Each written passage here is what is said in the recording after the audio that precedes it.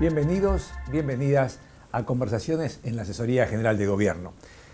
Hoy nos visita Nicolás Lantos. Gracias, Nicolás, por venir. Gracias, Horacio. Nicolás es analista político, es periodista de una experiencia bastante larga en radial, televisiva, escrita, ¿verdad? Todos los medios sabidos y por haber. Todos los medios sabidos y por haber.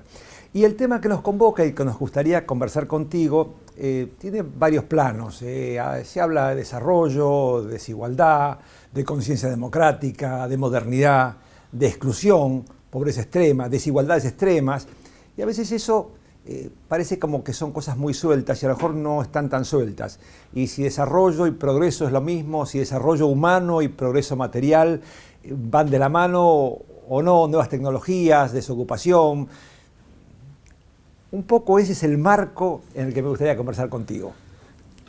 Bien, son temas fascinantes y creo que antes de empezar a meternos en cada uno de ellos por separado y ver también cómo interactúan, es interesante pensar desde dónde, o desde cuándo, mejor dicho, si lo situamos en una línea de tiempo, estamos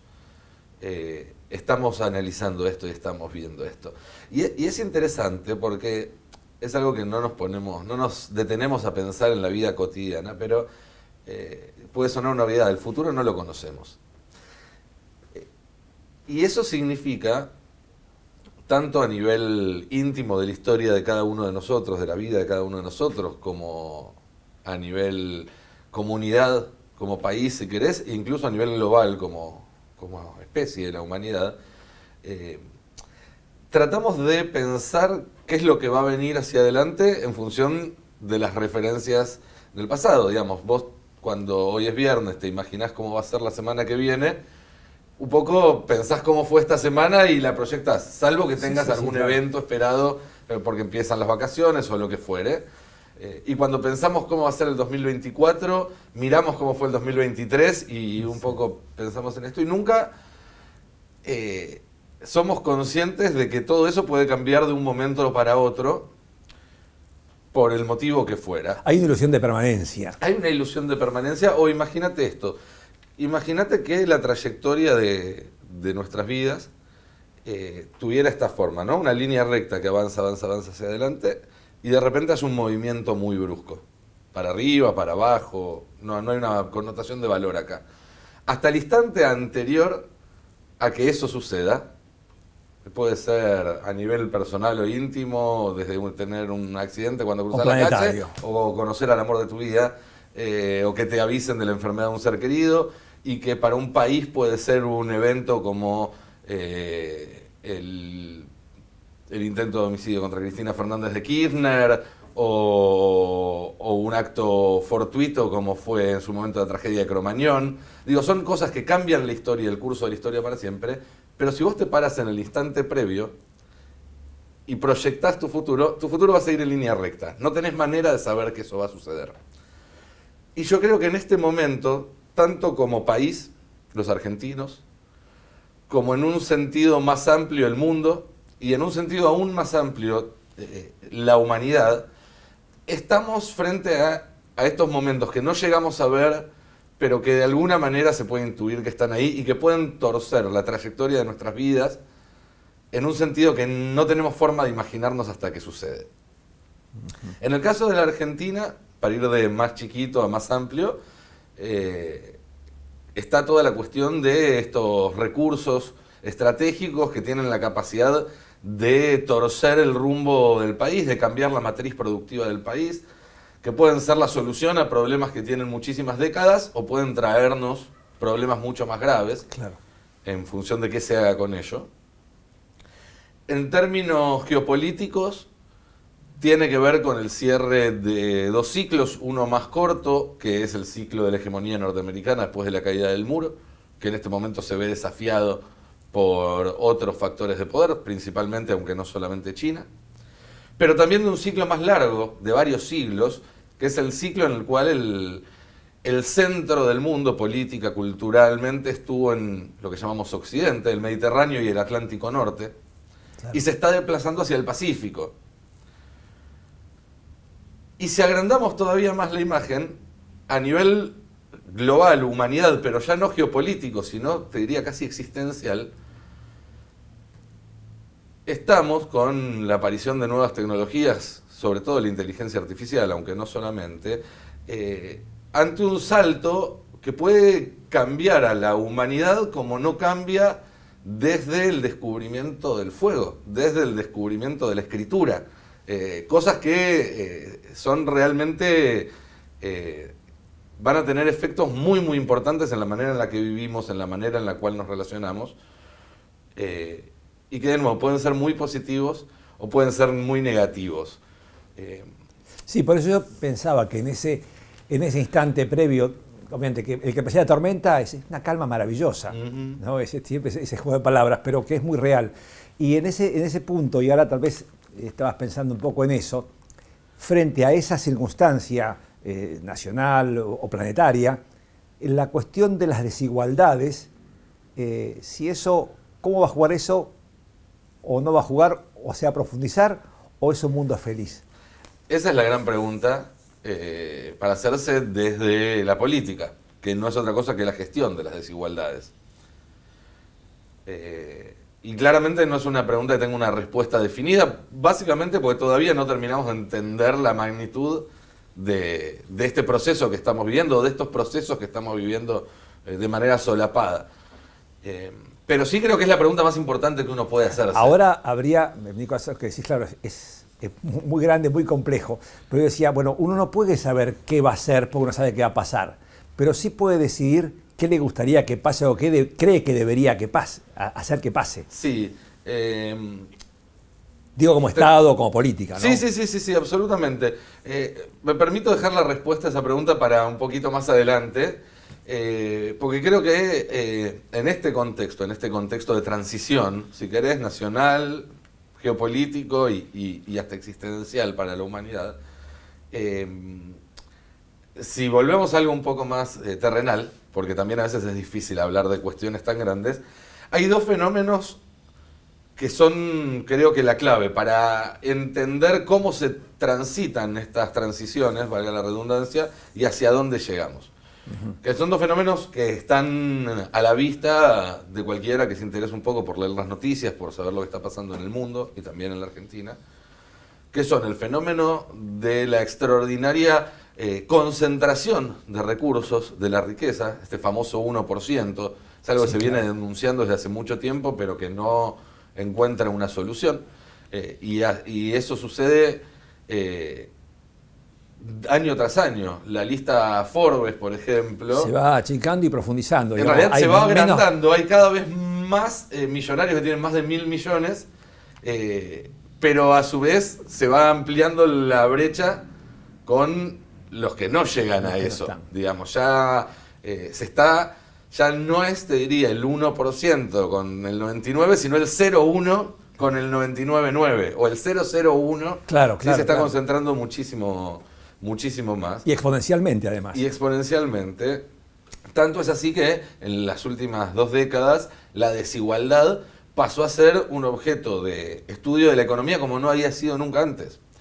A partir de Piketty y de un montón de autores y de teóricos económicos que pusieron el ojo ahí en el tema de la desigualdad y que a lo largo de una serie de estudios llegaron a la conclusión de que en toda la historia estos procesos de concentración de recursos no tienen un límite natural. No hay en la teoría económica una asíntota que te diga no podés concentrar más que esto porque el sistema no funciona, y que lo único que terminó volviendo a barajar y generando una redistribución hasta ahora en la historia de la humanidad han sido revoluciones y guerras.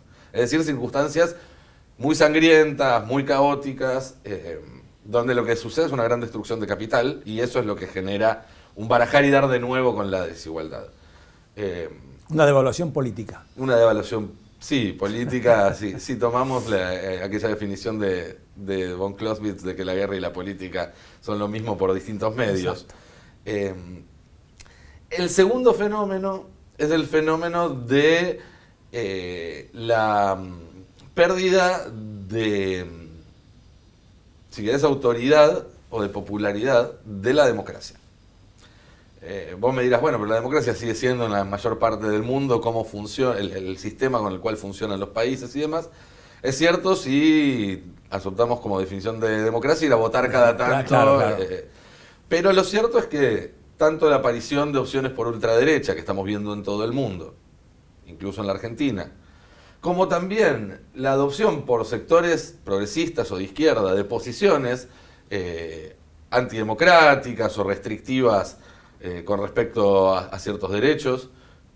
Un ejemplo es los debates sobre libertad de expresión que se están dando. ¿Se está bien o mal hacer historietas sobre Mahoma? ¿Está bien o mal escribir una columna diciendo que no hubo 30.000 desaparecidos? ¿Está bien o mal? ¿Debería perseguirse, penarse? Bueno, es un debate que da para otra discusión interminable. Pero lo cierto es que hay sectores de la izquierda que adoptaron herramientas y posiciones que son análogas a las que adopta la ultraderecha y que de alguna manera también forman parte de este proceso de pérdida de confianza en las democracias o de desilusión con las democracias, cuyo eje central en realidad, y ahí es donde se juntan los dos conceptos, es que en realidad las democracias ya no dan a las sociedades aquello que las sociedades esperaban de ellas, que es cierto nivel básico de bienestar, de seguridad y de expectativa de un progreso a lo largo de tu vida y en la vida de las generaciones siguientes. Que de alguna manera el proceso de la segunda posguerra de la internacionalización de los derechos humanos vino como respuesta al fracaso de los estados nacionales como garantía de ello. Absolutamente, y a su vez durante la posguerra apareció el estado de bienestar como la manera más eficiente que encontraba en el sistema capitalista el capital, los dueños de los medios de producción, para ponerlos en términos marxistas o de materialismo histórico, para garantizar el status quo. Es decir, ante la posibilidad de que existiera una revolución comunista, porque había un segundo sistema que discutía o que proponía un debate, lo que había que hacer era que, por lo menos en el centro, no en las periferias, donde los mecanismos eran otros, era que la clase obrera, que era el sujeto que podía revolucionar, estuviera contento. Y entonces existieron los buenos salarios, la educación universal, la salud universal. De alguna manera decir, bueno, pasemos de esclavos a clientes, o a empleados. O a consumidores, en el sentido del capitalismo de consumo que floreció en la post-segunda guerra. Cuando cae el muro de Berlín, en realidad un poco antes, porque el proceso neoliberal empieza a fines de los 70 con Thatcher y con Reagan, pero definitivamente a partir de que cae el muro de Berlín y deja de estar ese peligro para el capitalismo, cuando se implanta esta idea del fin de la historia, del pensamiento único, lo que Mark Fisher llamó el realismo capitalista, esta imposibilidad de pensar un sistema distinto, bueno, fueron guardando la zanahoria y mostrando el palo. Y entonces ese estado de bienestar se empezó a desmenuzar, no solamente en la periferia, donde lo sufrimos más rápido, sino también en el centro. Hoy en día, cualquiera que tenga la posibilidad de viajar a Estados Unidos, de viajar a Europa, se da cuenta de que el alcance de ese estado de bienestar virtuoso ya está muchísimo más limitado que en otras épocas. Cambió mucho, en 10 años cambió la barbaridad. Y ahí hay una trampa política que te hacen quienes proponen sistemas más regresivos, que es ponerte como modelo el capitalismo de los años 70 y no el de ahora, cuando te proponen las soluciones de ahora y no de los años 70. Claro. Porque en esa época las tasas marginales de impuesto a las ganancias llegaban al 90%. Es decir, las grandes empresas pagaban tasas de impuestos que hoy en día, o los sindicatos eran fuertísimos. No podés explicar estado de bienestar sin sindicatos fuertes. Sin duda. Pero bueno, cerrando esta digresión que tiene que ver más con los debates contemporáneos en esta Argentina en campaña, lo cierto es que es imposible no ver una relación entre la concentración extrema de la riqueza que se empezó a dar después de la caída del muro, con el hecho de que haya caído el muro, con el hecho de que ya no había ningún incentivo para seguir transfiriendo riquezas de arriba hacia abajo para mantener a la gente tranquila, porque ahora, si no estaba tranquila, lo peor que puede hacer es protestar unos días, unas semanas y después volverse a su casa, porque no va a ser una revolución, porque no hay un sistema alternativo que oponer.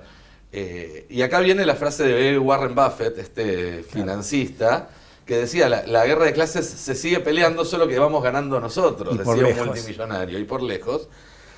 Triunfo que se terminó de consolidar después de la crisis de 2008-2010, la crisis Claro. de Lehman Brothers.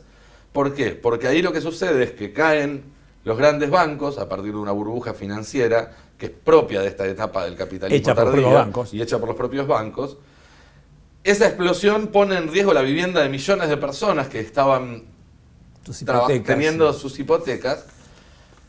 Y el Estado, ¿qué hizo? Salva el banco. Fue a salvar a los bancos y no a las personas. Eso me suena cercano. Bueno, ahí es donde se termina de consolidar a nivel global este proceso de desigualdad que se volvió a acelerar nuevamente. Perdón, es lo que confirma lo de Warren. Lo de ¿no? Warren Ese, Buffett, exactamente. Vamos ganando. Van ganando y Está por claro. goleada. Y luego, en los últimos años, durante la pandemia, pasó lo mismo. La pandemia fue otro episodio de extraordinaria concentración de la riqueza. Salimos de la pandemia, no mejores como algunos se ilusionaban, sino mucho más pobres, el 99,9%, y más ricos, Mucho más ese ricos. 0,1% que hoy en día es el que establece las reglas de juego. El otro día recordábamos con Julia Estrada este informe de Blanchard, creo que era, ¿no? De decir que del componente inflacionario, cómo había aumentado la participación de rentabilidad empresaria en ese índice general de inflación. Absolutamente. Cuando uno mira la evolución de las fortunas, de las grandes fortunas, existe una ONG norteamericana que se llama Oxfam que estudia justamente este tema. Y en paralelo, la cantidad de gente que cae por debajo de la línea de la pobreza a nivel global, y son dos líneas que guardan una similitud. Claramente lo que sale de un lado va para el otro, no hay mucha magia en ese sentido. ¿Y dónde entran las nuevas derechas y demás? Bueno, ese 0,1%, entre otras cosas, ya no solamente son los dueños de la mayoría de los medios de comunicación, de los diarios, de los canales de noticias, un fenómeno que no es nuevo, Que es global, aparte. sino que además son los dueños de las grandes corporaciones que nos dan los servicios con los cuales nos comunicamos hoy en día, que son las llamadas redes sociales, que son los servidores donde se ubican también a veces las estructuras digitales de estados enteros. Amazon. El negocio de Amazon hoy en día no es venderte un objeto y que te llegue a tu casa al día siguiente, aunque les va muy bien también con eso, sino que brinda servicios de servidores que gobiernos enteros, entre ellos el de Argentina, tiene situada su página terciarizada en servidores de grandes corporaciones privadas que son los principales magnates de esta época. Y este círculo rojo, si querés llamarlo de esa forma, que es el que decide de alguna manera cuáles son las líneas políticas que se pueden y que no se pueden, no nos olvidemos que Twitter decidió unilateralmente bajar la cuenta de Donald Trump cuando Qué era interesante presidente lo de de Elon Estados Musk, ¿no? Unidos. Que compro esto y Sí. ahora es así. Pero digamos, decide. Twitter, una corporación privada, le bajó la cuenta a Donald Trump cuando era presidente de Estados Unidos. ¿En qué momento le dimos como ciudadanos a Twitter la decisión de quién puede o no hablar a través de? ¿No? Si es Sí, una obra pública. Es la representación política puesta en jaque. Y es la terciarización y la privatización en toda cosa de algunas herramientas que estaban en manos de los estados hasta ahora. Y desde ese sector concentrado, lo que sucedió en los últimos 20 años, al mismo tiempo que aumentaban los niveles de desigualdad, es que se volvieron más permisivos con ciertas expresiones antidemocráticas, de ultraderecha, racistas, violentas o como quiera llamarlo. Dos ejemplos concretos, uno a nivel internacional y uno a nivel local. En el año 2000, en Austria hubo elecciones nacionales y quedó en segundo lugar un partido que estaba encabezado por el que en ese momento era el gobernador de una provincia austríaca, que era un tipo llamado Jörg Haider, que había tenido algunas expresiones neonazis en su carrera. Y ese espacio político era un espacio que era considerado ultraderecha. Como quedaron segundos en la elección, fueron invitados por el partido que quedó primero a armar una alianza para formar gobierno en un sistema parlamentario donde se necesitan ese tipo de coaliciones. Y cuando la noticia fue que se incorporaba un partido neonazi, un partido de ultraderecha al gobierno de Austria, se generó un escándalo. Sí. Hubo un boicot, hubo 14 países de la Unión Que Europea se separaron. que decidieron retirar su representación diplomática. Bueno, se generó un lío importante. No duró muchísimo tiempo. La verdad es que normalizaron rápidamente la situación. Pero fíjate la diferencia entre eso que pasó hace 20 años y lo que pasa hoy en día, donde el domingo pasado Vox estuvo a punto de ser parte del gobierno español. Y no solamente a muchos no les extraña, no lo repudian, no les parece algo peligroso, sino que vemos tanto políticos de otros países como medios de comunicación que lo celebran como un freno a la amenaza de un comunismo que solamente existe en su imaginación. Incluso a veces por ahí es muy rebuscado, pero algunas de esas expresiones parecerían presentarse, digamos, como desembosadamente, pero como, digamos, como con la máscara de decir, bueno, mire qué políticamente incorrecto soy. Y eso es una forma de un progresismo antiprogresista. De alguna manera, un progresismo sí. Conservador. Y sí, es que... Es un galimatías interesante ese. Sí, es que mucho del sentido común se amoldó en las últimas décadas a, si querés, una línea más progresista, y eso genera que la reacción, la rebeldía, aparezca a veces, o parezca a veces venir por el lado de la derecha. Acá en la Argentina hubo un caso parecido, o no parecido, pero análogo al de Haider.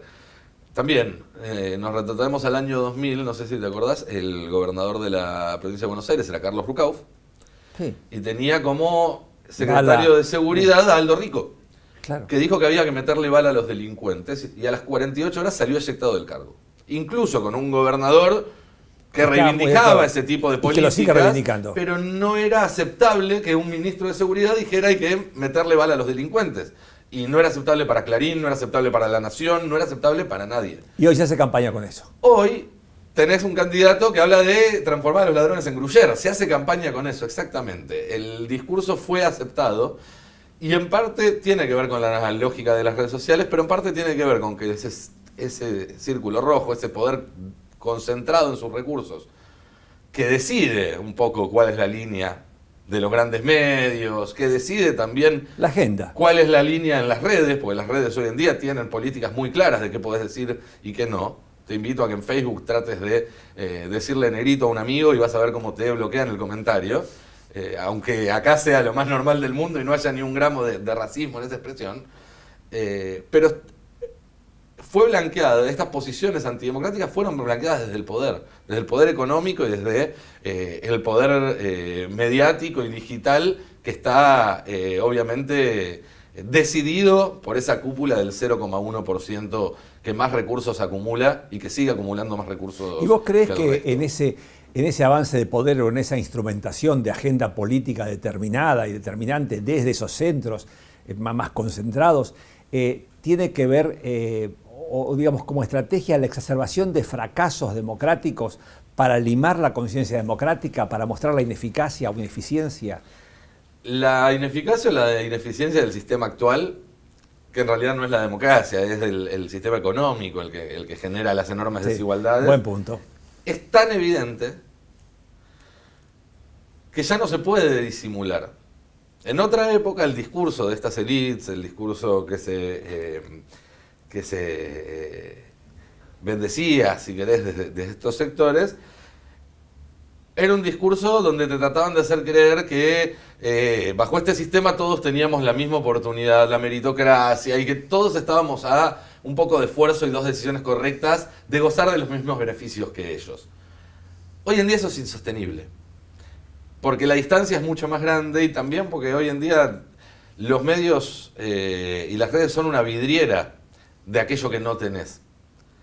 En otra época, el pibe que quizás vivía en alguna barriada del Gran Buenos Aires no tenía mucha idea de cómo vivían las grandes estrellas de Hollywood. Se lo podía imaginar, podía fantasear con eso, pero hoy en día agarra el teléfono y puede ver en primera persona los posteos de actores, actrices, músicos.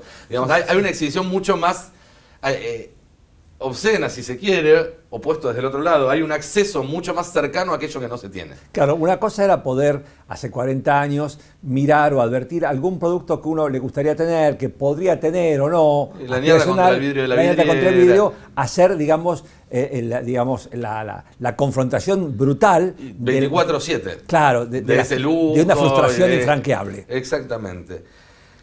Entonces, cuando ya no se puede ocultar esa diferencia, cuando el hecho de que existe una élite privilegiada que vive gracias a los beneficios de la gran mayoría resulta imposible de disimular. ¿Cuál es el mecanismo operativo que desde esas propias élites aplican para evitar que, bueno, que la mayoría en algún momento haga valer su condición de mayoría, que es lo único que tiene contra eso. Bueno, hacerte creer que la élite es el otro, que la casta son los políticos, que uno cada 4 años elige o no, van, vuelven a la casa, y no los que tienen el poder, sea quien esté en la casa de gobierno. Claro. ¿Sí? Hay un engaño donde transfiere esta idea de casta, que ya es indisimulable, porque claramente vivimos en un mundo que es muy distinto para los que tienen que para los que no, y tratan de hacerte creer que la casta es otra que la que realmente es, y que la culpa es de otros, y no de los que realmente tienen... no sé si la culpa, pero sí la responsabilidad, porque son los que atesoran para sí lo que no tiene todo el resto. Ahora, en términos numéricos, si uno ve la composición del Producto Bruto Interno, en exenciones generales se van 4 o 5 puntos, y por ahí en la clase, digamos, más desposeída se van no más de 2 puntos. Así es. Y 4 a la clase media y otros 2... Pero la conciencia es que estamos así por los planes, o porque hay muchos diputados, o porque hay pensarlo así también desde el sentido común. Hoy en día pareciera ser mucho más fácil pararse delante de una cámara, de un canal de televisión, para proponer que el Estado no dé ningún tipo de ayuda y que el que se tenga que morir de hambre se muera de hambre, porque es básicamente lo que proponen día tras día y hora tras hora, que decir, che, miren, habría que revisar el impuesto a la herencia. Nada más y nada menos que eso, digo, que no es una locura, que es algo que existe en otros países, que se está discutiendo. Pero si vos llegas a proponer esto acá, te dicen comunista, marxista. No, está tan corrido el eje de lo posible que tenés un candidato que dice hay que quemar el Banco Central, hay que dolarizar, el país tiene que renunciar a tener una política económica propia, y suena como una propuesta lógica. Y si alguien dice hay que revisar, ya no te digo los grandes latifundios, te digo el impuesto inmobiliario que pagan esos latifundios. No te estoy hablando de desalambrar, de hacer la reforma agraria. Te estoy diciendo de que el que tiene un campo pague el mismo impuesto por ese campo que el que tiene un departamento de 2 ambientes. Y pareciera que será una propuesta revolucionaria. Está todo muy corrido. Está todo extremadamente corrido. Y creo que parte del éxito que ha tenido justamente esta maniobra es esa. Que mucha gente que es víctima de este sistema desigual de reparto de recursos y por lo tanto de poder, se identifique más con su victimario que con el que tiene al lado. Sí, eso es muy notable. Ahora, ¿cuánto de esto hay en manos de las redes o de, digamos, si hablamos de una batalla cultural en todo caso, donde el esclavo elige seguir siendo esclavo, lo pongo románticamente, sí, digo, sí, simplemente sí. Para que se entienda la idea. ¿Cómo es posible? ¿Qué realidad es la que ¿dónde está la realidad? ¿Es la que se muestra? ¿Es el focus group? ¿Es el reducido grupo de Twitter u otra red? ¿O todas en su conjunto? Y la realidad de realidad es eso que uno mira cuando puede hacer un poco de zoom para afuera, ¿no? Y salir del instantáneo y ver procesos un poco más largos. Si uno se fija, justo antes de que empezara la pandemia, uno abría la sección de internacionales de los medios, lamentablemente acá en la Argentina está un poco abandonada, y veías que había manifestaciones fortísimas en Cataluña, en Hong Kong, en Estados Unidos, en Brasil, por distintos temas. En Estados Unidos era por el tema racial, en Cataluña era por el independentismo, en Hong Kong era por un tema con las fuerzas de seguridad y sobre todo también la manera en la cual el gobierno chino actúa sobre ese enclave que hasta hace poco era una colonia y entonces tiene un sistema legal distinto. Pero lo que había era un gran desencanto generalizado de las clases medias, sobre todo, que son quizás las laborales y provisionales en Francia, por ejemplo. Bueno, cuando terminó la pandemia, ¿qué pasó? Volvieron a aparecer estos conflictos. Los chalecos amarillos se reciclaron ahora. Exactamente. Entonces, lo que está claro es que existe un enorme malestar.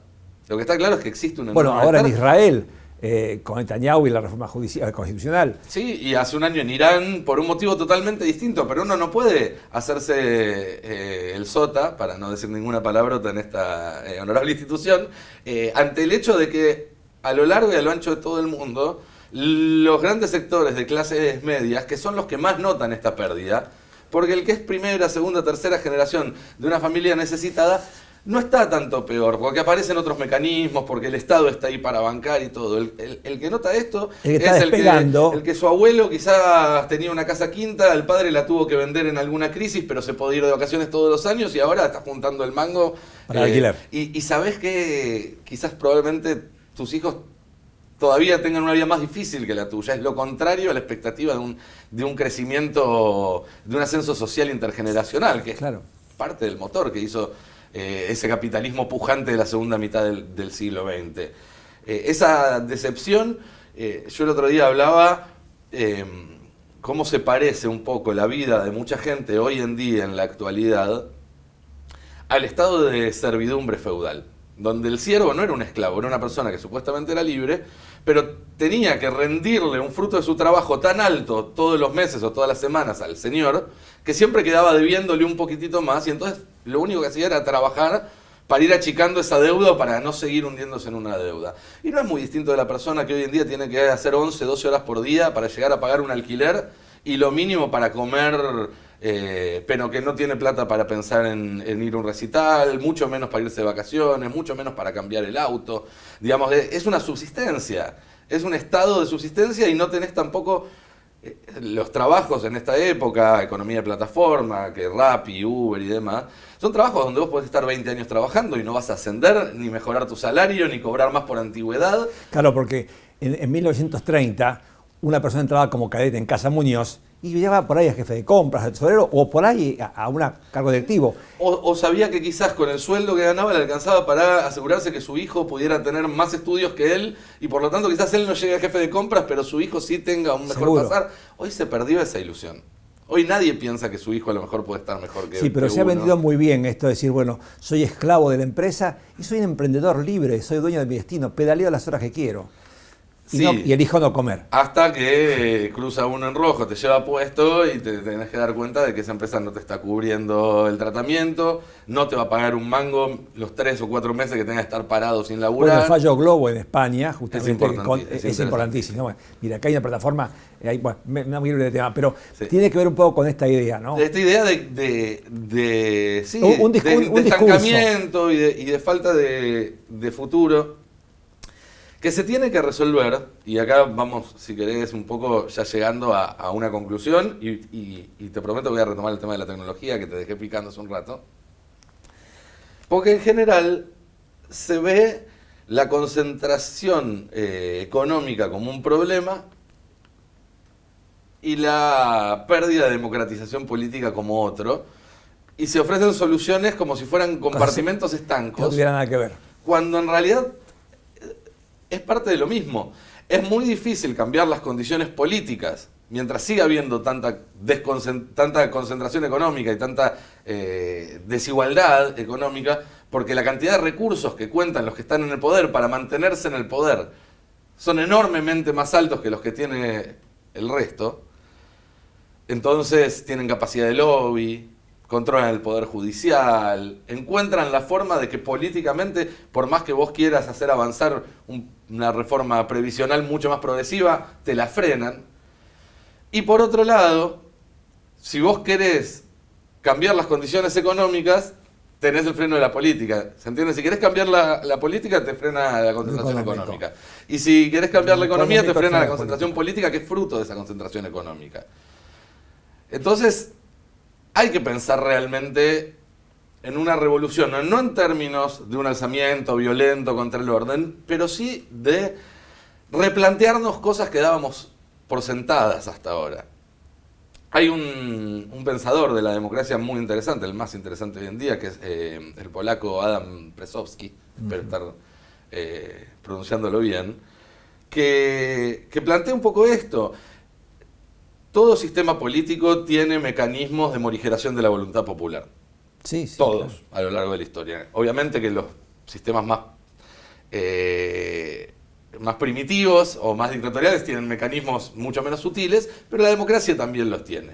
Bueno, hay que detectar cuáles son e ir desactivándolos, porque claramente hoy en día no es de la voluntad popular de lo que hay que defender a la democracia, que era lo que temían quienes fundaron este sistema, sino todo lo contrario, es de la escasez de voluntad popular de lo que hay que Bueno, defender. de alguna manera, las denuncias de Bourdieu sobre el compromiso intelectual y el pensamiento crítico, justamente para poder advertir este limado de cabeza, va en ese sentido. Y sí, y como hablábamos hace un rato de cómo está corrido el debate, y hay cosas que parecía que no se pudieran discutir, nadie discute por qué está mal que haya más de 2 reelecciones o una reelección, 2 periodos en los sistemas, en los poderes ejecutivos. Algo de mucha actualidad ahora en la Argentina, porque Sí, está claro. la Corte Suprema diciendo que es antirrepublicano eso. Mira vos, Sí, sí. Pero Merkel no lo es, Sí, por sí, ejemplo. En un sistema parlamentario... Aparte, confundiendo 2 conceptos malamente. Una cosa es alternancia y otra cosa es experiencia de mandatos. Así es. Pero también, ¿por qué no pensar si realmente es necesario tener un sistema parlamentario de 2 cámaras? Porque cuando una iniciativa surge del pueblo, que es la Cámara de Diputados, tiene que pasar por un segundo filtro parlamentario antes de transformarse en ley. Ese, por ejemplo, es un mecanismo que tienen las élites, porque sabemos que la segunda cámara siempre es una cámara que representa más a las élites que al pueblo, lo dice la Constitución Cámara argentina. Alta, La Cámara Alta, Baja. los lores y los comunes. Sí, sí, Unos son los representantes del pueblo, otros los representantes de las provincias. Bueno, las provincias son las élites de cada provincia, las familias gobernantes y demás. La situación de los jueces, ni hablar, que sean vitalicios, que tengan una serie de beneficios. Todos esos son pequeños mecanismos antipopulares que están hackeando la democracia y que hay que empezar a desactivar para que la democracia sirva para discutir, por ejemplo, cómo redistribuir de forma efectiva y de forma contundente la riqueza. Porque con estos mecanismos así como están, ya sabemos que no se puede. Aparte, hay siempre con la batalla cultural y los conceptos, ¿no? Subsidios, como si el subsidio fuera para que alguna Aragán viviera de arriba. Cuando el subsidio es una herramienta de política económica internacional, mundial, para la producción, para el capitalismo, esencialmente Sí. para que las cosas puedan funcionar. Y de pronto se dice, bueno, y se identifica subsidio con a lo mejor un pequeño ayuda social de plan, de alguna cuestión, cuando en realidad no se puede medir en ganancia-pérdida, porque una vez escuchaba uno que decía el otro día en un congreso, decía, usted viajó en aerolínea, usted está subsidiado, qué maravilla. Y decía, bueno, perdón, la justicia, el sistema judicial, ¿da ganancias, se autofinancia? Me parece que no. Claro. Bueno, miremosla. Pero eso me defiende a mí la propiedad. Y es que ahí hay uno de los... Las escuelas dan ganancia, cerrémosla. Y el bombero, la policía, cerrémoslo. Sí. Dice, que es como la estatalidad misma no es un negocio. Y que además ese tipo de planteos lo que transparentan es una deficiencia enorme en comprender cómo funciona una sociedad. ¿A alguien se le ocurre, por ejemplo, que si de un día para otro se eliminaran los planes sociales? La ayuda a la gente que sin eso no le alcanza. No le alcanza para lo más mínimo, para mantener condiciones de vida mínimamente humanas. O las jubilaciones, los que se quejan de la moratoria previsional. ¿Ustedes se imaginan que la calidad de vida... Me pongo como ejemplo, yo que vivo en un barrio de clase media de la ciudad de Buenos Aires, que me crié en una familia en la que nunca me faltó nada. Si viviera en un país con 10 millones más de personas en situación infrahumana, de indigencia absoluta, ¿mi calidad de vida sería mejor? La calidad de vida vos podés vivir en el barrio más cerrado de todos, más recóndito, detrás de una muralla. En algún momento La Edad Media. tenés que asomarte a la calle, tus empleados se tienen que asomar a la calle, a alguien le tenés que vender tus productos. El país no funciona así, no funciona soltándole la mano a 5 o 6 millones de personas y desentendiéndose de su destino porque, total, yo estoy bien. Probablemente si te desentendés del destino de 6 millones de personas, vos no estés tan bien, una vez que ese proceso madure. Y ahí viene, si querés, el final, o por lo menos Cerrar la un idea. final, sí, un cierre a esto que venimos hablando, que tiene que ver con las nuevas tecnologías y con el salto que tenemos por delante. Porque hay algo que muchos todavía no terminamos, a mí me cuesta también de procesar, que es que la inteligencia artificial, cuando termine de despegar y de desarrollarse, va a hacer un cambio en nuestras vidas muchísimo más profundo de lo que nos imaginamos. Una manera de pensarlo es el siguiente. Si la inteligencia artificial fuera un análogo a la electricidad, a la energía eléctrica, que yo creo que es una comparación que se queda chica, que la inteligencia artificial potencialmente nos va a cambiar muchísimo más que lo que cambió al mundo de la energía eléctrica, pero hasta ahora nosotros solamente vimos prenderse una bombita. Nosotros todavía no vimos un portaaviones, no vimos un satélite, no vimos un quirófano, no vimos nada de lo que la energía eléctrica permitió en los años y décadas subsiguientes a que se prendió la primera bombita.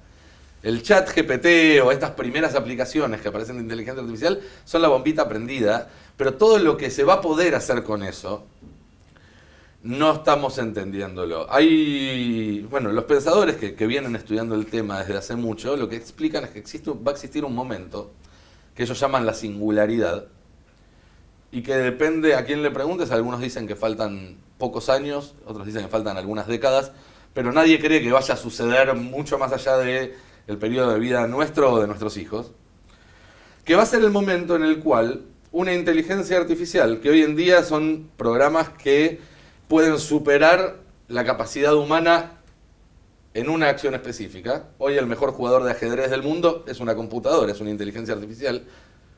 Hoy, para calcular cómo llegar desde acá a La Plata hasta mi casa, ahora cuando salga de acá, cuál es el camino más rápido en función del tránsito, de esto y de lo otro, lo calcula mejor cualquier inteligencia artificial, como la que tengo en el teléfono, en el Google Maps, que un ser humano. O para hacer apuestas en la bolsa, hoy en día lo hace mejor cualquier inteligencia artificial que un ser humano, pero cualquiera de esas inteligencias artificiales no puede hacer otras cosas. El campeón mundial de ajedrez, computadora, le pedís que te invente un cuento infantil y no puede hacerlo. Bueno, algún día va a haber una computadora que va a ser superior al humano más competente en todas sus capacidades vinculadas a la mente. ¿Qué tiene que ver con la imaginación? Tiene que ver con la interacción social y la inteligencia social, tiene que ver con la creatividad, tiene que ver también con la inteligencia más dura.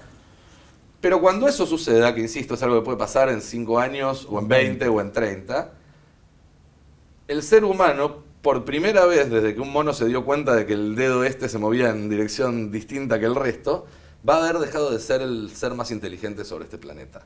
Va a haber algo que va a ser más inteligente que nosotros. Y ya sabemos que la inteligencia es poder. Es decir, que va a ser más poderoso que nosotros. Y eso va a ser un cambio absoluto. Absoluto. Imagínate una inteligencia a la cual la nuestra sea el equivalente a lo que es nosotros para un perro. Es decir, un perro que ve un edificio y a lo largo del tiempo a lo mejor aprende a subir y a bajar y ve que cuando está arriba se ve más, pero no entiende cómo llegó hasta ahí, cómo se construyó, con qué. Bueno, una inteligencia así podría resolver cualquier problema de la humanidad, ¿sí? Cuestiones tan básicas como la provisión infinita de energía, un montón de cuestiones, hasta incluso, dicen algunos, la mortalidad misma. Puede resolver el problema de la muerte, porque va a ir resolviendo las distintas enfermedades. A una velocidad mayor que muchísimo mayor, infinitamente mayor. O bien puede significar el final, la extinción de la humanidad. ¿Por qué? Porque va a ser tan poderosa que ni siquiera es que necesitas un escenario Terminator de que las máquinas se vuelven malas y se rebelan. No, una línea de código mal puesta en un aparato tan poderoso puede generar un error que termine. Bueno, lo vemos ahora desde películas de ciencia ficción hasta realidades, que un hackeo o un sistema de información o algo bancario de pronto es un caos que dura horas o un día. Pero bueno, esto imagínate potenciado por una tecnología con una capacidad que nosotros no nos podemos imaginar. Porque la verdad es esa. Yo hace un tiempo podía sacar la batería del teléfono para que no tener riesgo de que esté espiando. Ahora eso es imposible. Y ahora esa misma inteligencia artificial, antes de eso, va a darse cuenta de que vos podrías sacar la batería y va a encontrar la forma de que no lo hagas. Porque va a ser más inteligente que vos. Es como vos tratando de jugar con un niño de 5 o 6 años, de esconderle que tenés un caramelo en la mano. ¿Viste? Pero no nos vayamos a escenarios tan de ciencia ficción. Inmortalidad, extinción, nos supera mucho por arriba. Vayamos a algo mucho más real y mucho más concreto, que es cómo va a afectar eso las relaciones entre las personas y sobre todo las de las personas con el sistema en el que viven. Te decía hace un rato que todos los historiadores y economistas que estudiaron la desigualdad llegaron a la conclusión de que no existe un límite natural para la concentración de recursos en un sistema económico y que ese límite se lo pone cuando en algún momento, se concentra tanto que termina volando por los aires. ¿sí? Llamalo Revolución Rusa, Revolución China, Sí. llamalo 130. Segunda Guerra Mundial. Ahora, si el acceso a estas tecnologías tan increíblemente poderosas quedan en manos de ese 0,1%, los mismos que hoy manejan las redes, los medios, direccionan el discurso público, todo lo que hablamos durante los últimos 40 minutos.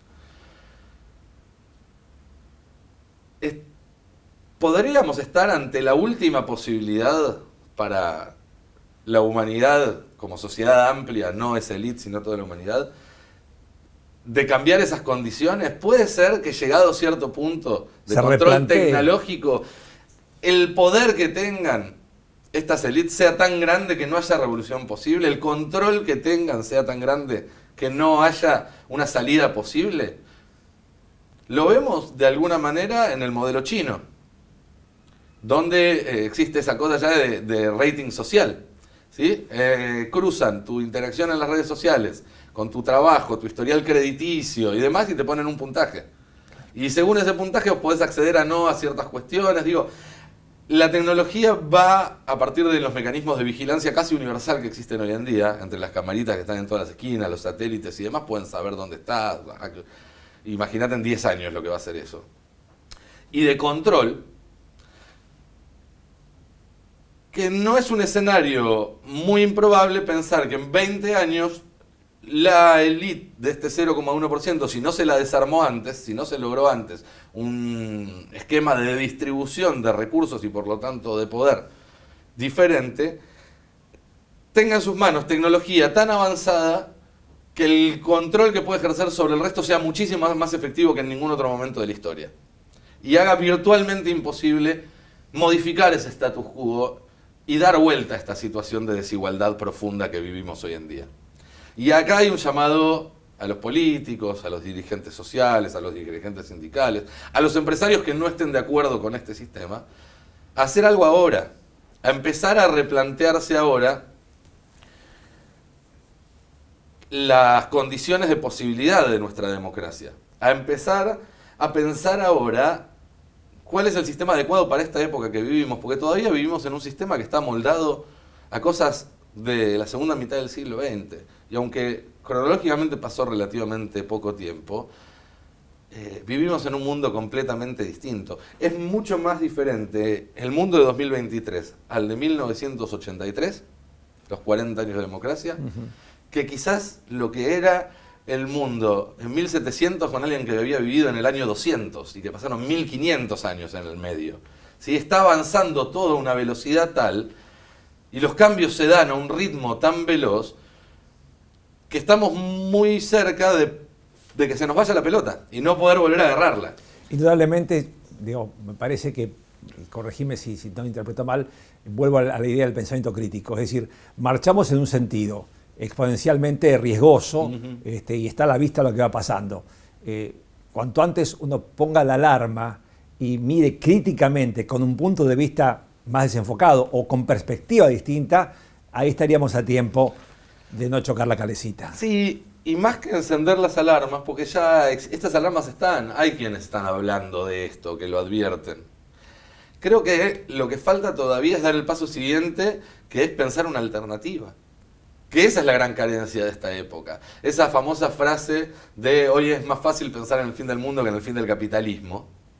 Y yo no voy a tanto, yo no creo que haya que pensar en el fin del capitalismo. No estamos en condiciones de pensar en eso. Pero sí estamos en condiciones de parar la pelota un segundo y decir, ¿qué es lo que nos gustaba del capitalismo? ¿Qué es lo que aquello del capitalismo que nos convenció en un momento a nosotros o a quienes vinieron antes que nosotros? Bueno, justamente que era un sistema que permitía o universalizaba de alguna manera el acceso a ciertas cuestiones que antes estaban muy restringidas a la élite. Sí, siempre había un bienestar en términos muy amplios que se podía. Brindaba ciertas seguridades a los trabajadores, que brindaba ciertas oportunidades a los emprendedores, a los capitalistas, y que te daba sobre todo una perspectiva de un futuro mejor. Que te prometía que si te esforzabas lo suficiente a vos te iba a ir bien, y sobre todo que a tus hijos les iba a ir mejor que a vos. Y todo eso se perdió.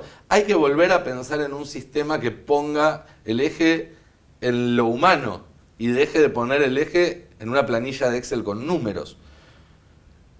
en ese sentido yo soy profundamente peronista en el sentido humanista del peronismo, ¿no? De poner a la persona, al individuo, como fin. La gran diferencia a mí siempre me enseñaron o me explicaron entre el peronismo y el socialismo, que el socialismo te decía, sacrificate hoy para que en el futuro estemos en un mundo ideal. Y el peronismo decía, no existen los mundos ideales, labura fuerte hoy para estar lo mejor que puedas hoy.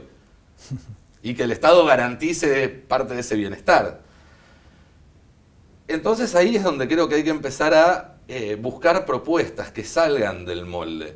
Algunas que ya están tibiamente apareciendo. Cuando se discute la reducción de la jornada laboral o de la semana laboral, algo que se está haciendo en varios países del mundo. Es bastante avanzado. Básicamente lo que se está planteando, y es una pregunta central en esta época, es si estamos al borde de conquistar una tecnología que va a multiplicar la productividad por 1000, por 1 millón, por 1000 millones. Esa ganancia extraordinaria que se va a generar por la riqueza multiplicada, ¿se la van a quedar los dueños de esa patente? ¿Los dueños de esa tecnología? ¿O vamos a reconocer de una vez por todas que si hoy en día la humanidad llegó a ese punto tecnológico es por el aporte de un montón de generaciones que fueron construyendo un corpus de conocimiento que permitió que hoy el ser humano pueda pensar en mandar un cohete al espacio, en tener una inteligencia artificial o en tener una máquina que te resuelva lo que antes te resolvían 1000 trabajadores? Sí, la idea de la solidaridad transgeneracional, ¿no? A hombros de gigantes. Alguien se sube sobre algo y ese algo ya estaba hecho. Y en ese caso, y si aceptamos eso, entonces no nos quedemos solo en discutir la reducción de la jornada laboral, que me parece que es una discusión que hay que dar ya mismo.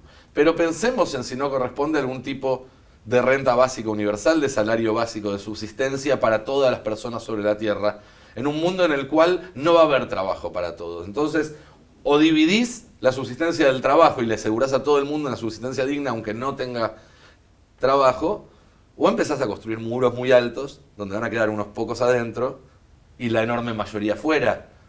Una de dos. En España, en esta campaña presidencial, apareció otra propuesta distinta. El salario básico es, bueno, todos los meses te damos el equivalente a una canasta básica, entonces vos podés decidir o vivir solamente con eso y dedicarte al ocio, o usar eso para empezar a construir tu proyecto de vida. Bueno, en España, Íñigo Errejón y algunos otros diputados ahora plantean no un salario básico universal, sino una herencia básica universal. Que a cada ciudadano, al cumplir 23 años, le dan 20.000 euros. Entonces, pues no te alcanza para pararte, ni para comprarte un departamento, ni mucho de alguna menos. manera, eso está un poco al revés. Porque en el mundo, sobre todo en vías de desarrollo, el que nace ya lleva una herencia de deuda. Claro, bueno, es que un poco es eso. Si a vos cuando te cumplís 23 años recibís 20.000 euros, uno podrá dedicarlo a comprar aparatos, alquilar un galpón y ponerse un taller. Otro a decir, quiero estudiar 2 años y dedicarme solamente a estudiar 2 años, entonces voy a vivir estos 2 años con esta guita, voy a ir tirando. Otro dirá, me junto con otros 3 amigos y entre los 4 hacemos un emprendimiento más grande. A algunos les irá bien, otros la chocarán y fracasarán. Digo, eso, pero lo que hoy en día está reservado a una mínima, pequeña minoría, que es dedicarle 2 años solamente a estudiar sin tener que trabajar, o poder poner tu primer negocio, o poner un emprendimiento, se universalizaría.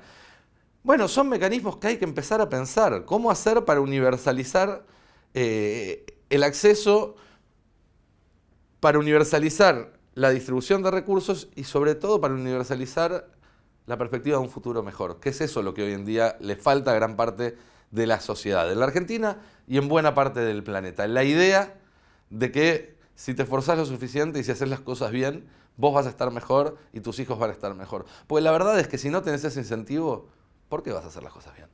Parece muy interesante y vamos a estar hablando mucho sobre el tema. Y también de música, porque también sos músico. Así que vamos a hablar de eso. A veces maltrato un poco un instrumento, ¿no? Decir que soy músico me parece una falta de respeto a los músicos. Veamos. Nicolás, muchísimas gracias por tu aporte. Gracias, Horacio, a vos por la invitación. Por nada.